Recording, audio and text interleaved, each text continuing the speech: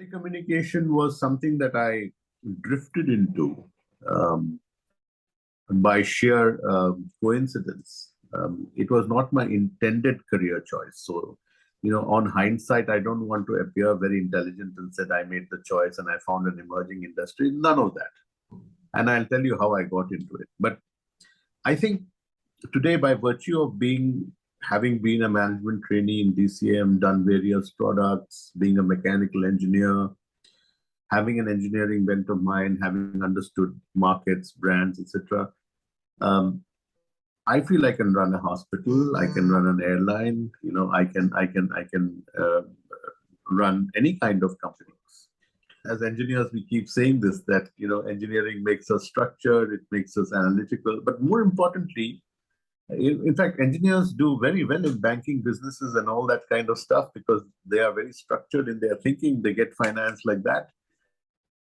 And the fact is, it makes you curious. It takes away the fear of dealing with a machine and machinery. It does teach you to go into the depths of things, be structured, be analytical. And if you're by nature curious, analytical, and structured, you'll do well in most businesses, most areas of life. Many companies, they draw business plans.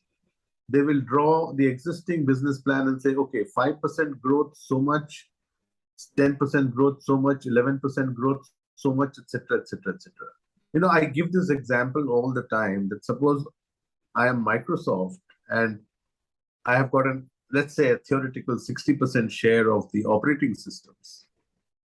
And I'm having a debate that in 2025, what should be my target?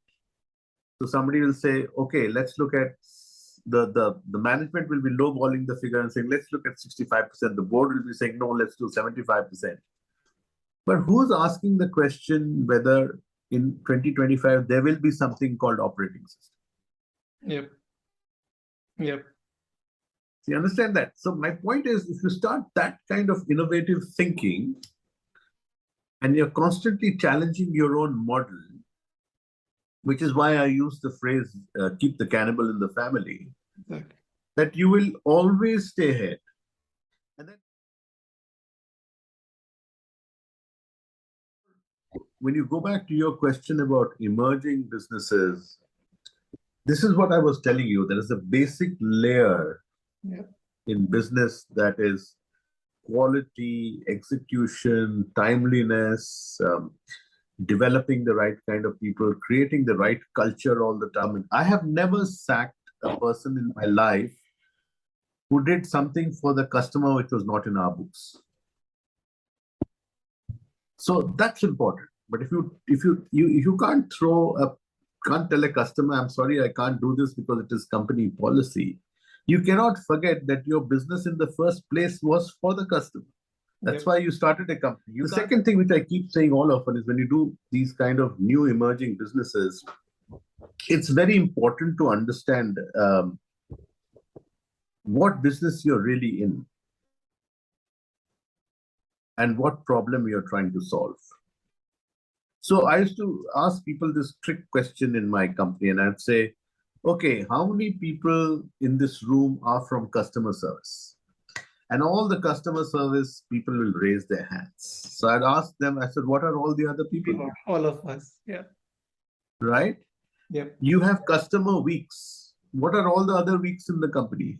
Do you harass and torture customers? I mean, so these are all very fundamental. The other thing is, I used to often ask people, what business do you think we are in? Everybody will say, sir, we are in the mobile business. I said, no. You are connecting people. You are as good as your last call. You might have had 15 great calls, but the last call, he or she didn't get coverage. And as a result of which her small child was left stranded in school. I said, that's where your service did not deliver. So therefore, these fundamentals don't change in any business.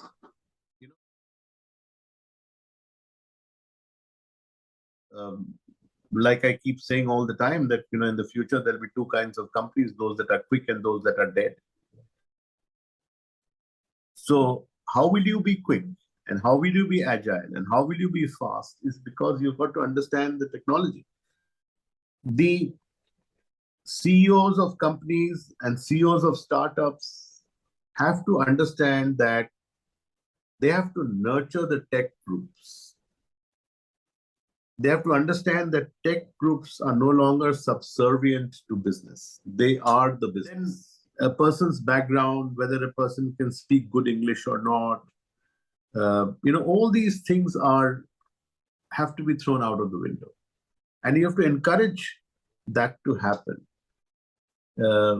Because some of the finest ideas have nothing to do with age, race, gender, etc. Nothing.